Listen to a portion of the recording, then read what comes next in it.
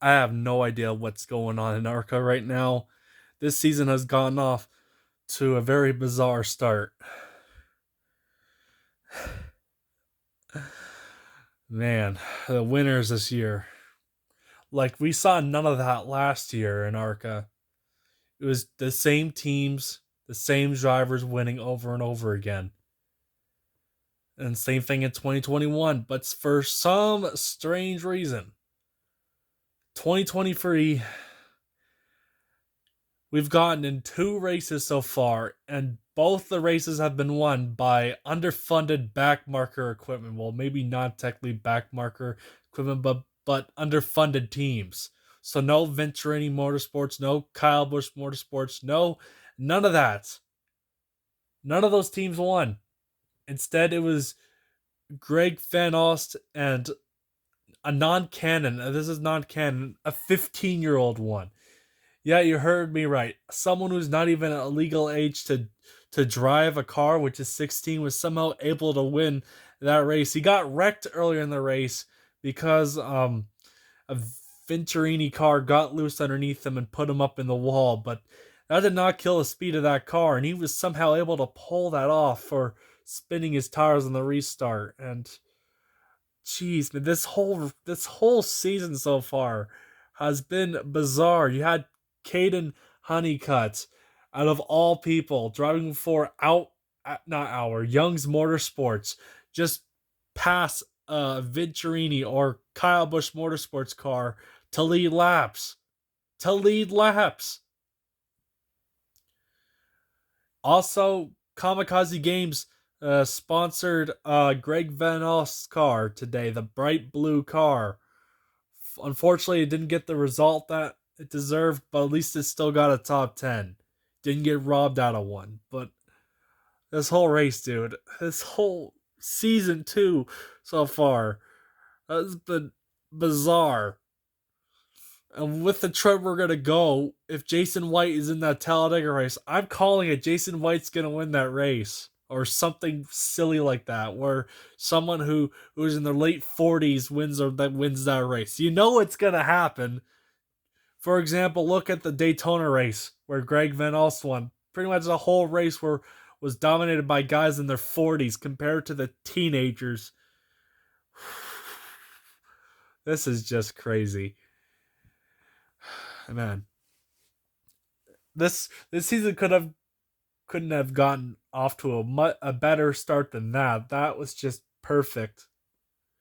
And yes, it was a crash fest, it was a wreck fest, but still, the racing was still good, just like Daytona. Like, who would have thought?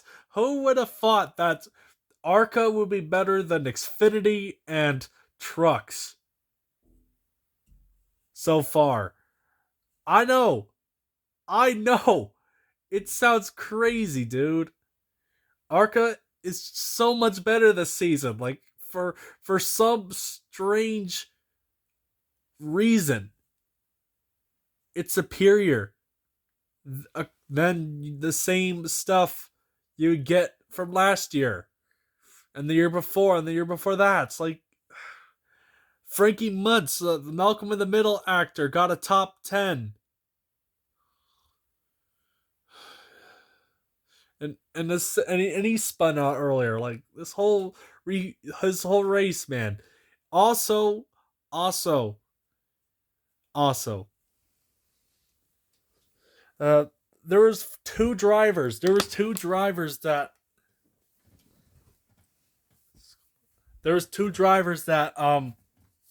wrecked like 3 times this race. I know that sounds crazy. This whole race was a certified ARCA moment, man. Jeez, I got nothing else to say. That was just an interesting race. That one, was it better than Daytona? No, it wasn't. It's close, but it's not better than that race. But don't even know what that team's name is. I don't even know they existed until now. So seeing another underfunded team win is really cool, man. Man, Chevy and Ford winning the first 2 races without a Toyota winning. That's a start. That's a first. When was the last time that ever happened? probably like 20 years, a decade now. So yeah, thanks for watching. This was a very bizarre race to say the least. A lot of crazy stuff happened. So yeah.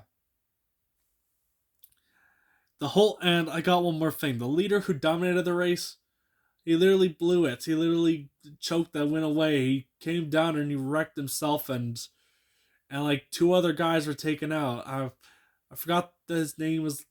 It was a Japanese driver, I think it was. I don't remember his name. You can comment down below. He drives the number 7 Toyota, and the Napa driver who swerved up to miss the I forgot William, I guess, and that's when he made contact with the number 7 car. So yeah, it was a Napa car. Like this whole race, I know I'm gonna keep repeating that, but I don't care. Anyways, thanks for watching.